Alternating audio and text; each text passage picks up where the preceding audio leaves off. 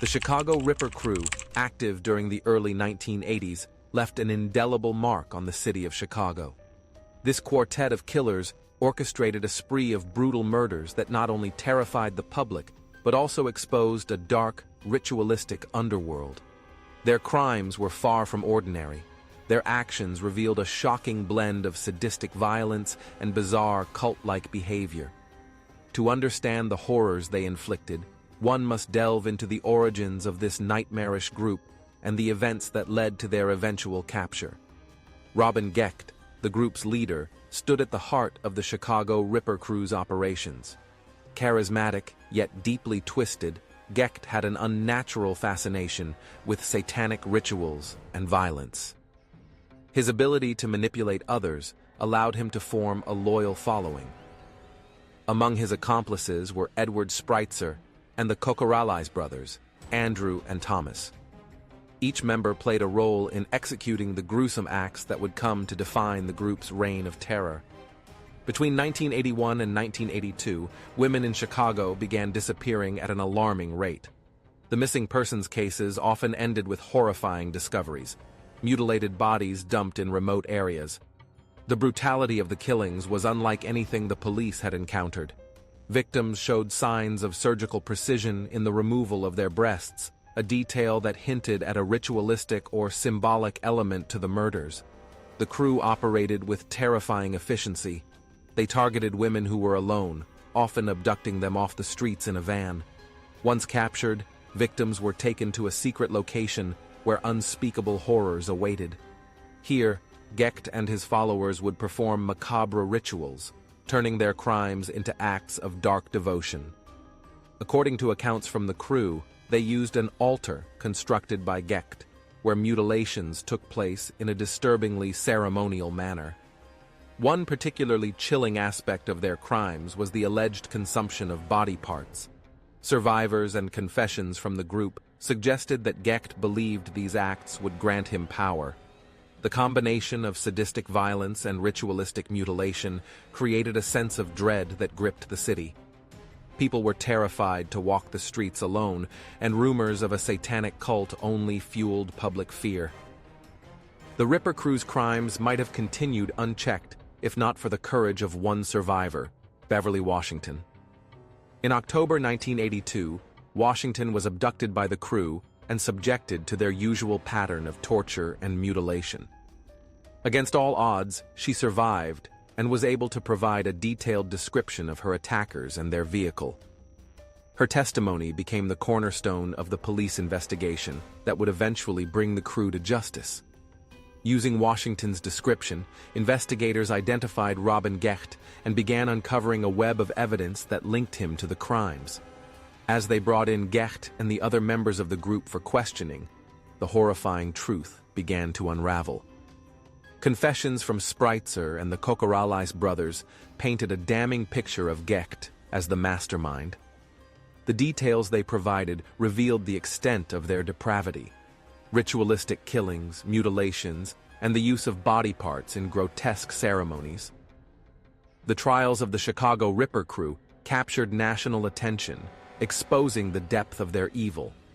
Robin Gecht, despite overwhelming evidence, managed to avoid a murder conviction, instead receiving a sentence of 120 years for rape and attempted murder. Edward Spritzer was initially sentenced to death, later commuted to life in prison.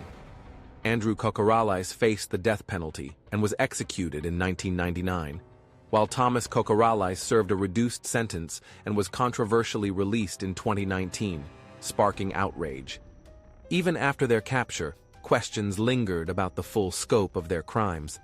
Authorities suspected the group of being involved in more than 18 murders, though some estimates suggested the number could be higher. The meticulous planning and sheer brutality of their acts indicated a level of organization that left investigators wondering if other victims had simply never been found. The legacy of the Chicago Ripper crew is one of fear and fascination.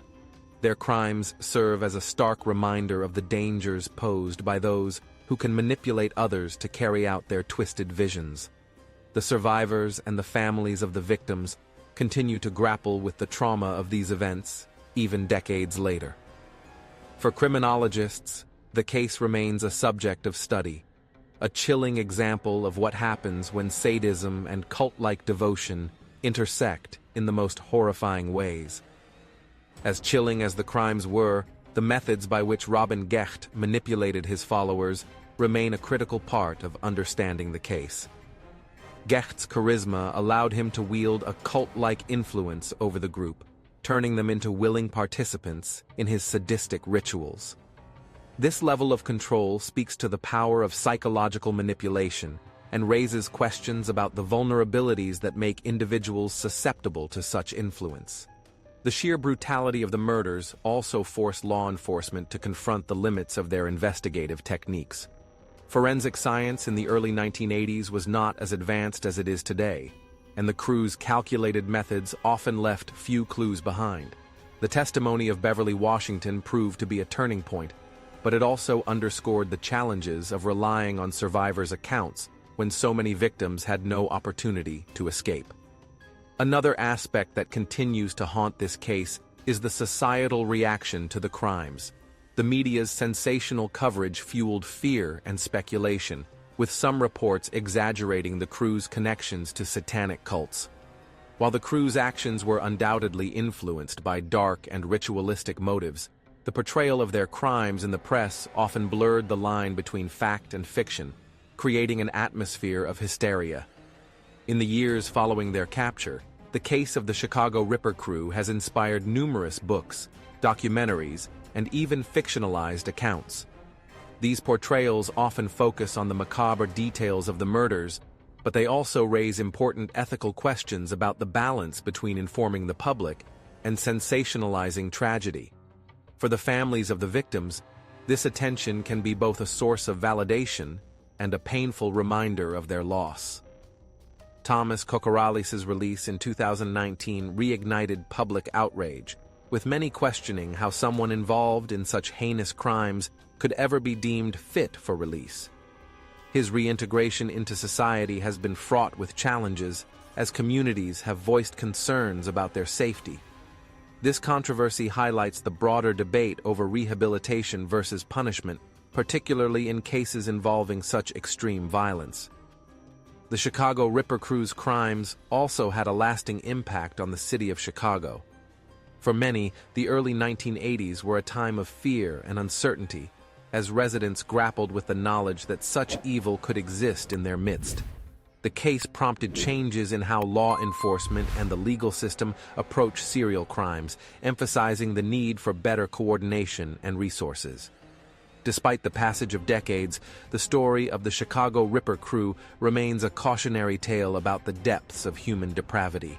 It is a stark reminder of the importance of vigilance, both in identifying potential threats and in supporting those who survive unimaginable trauma.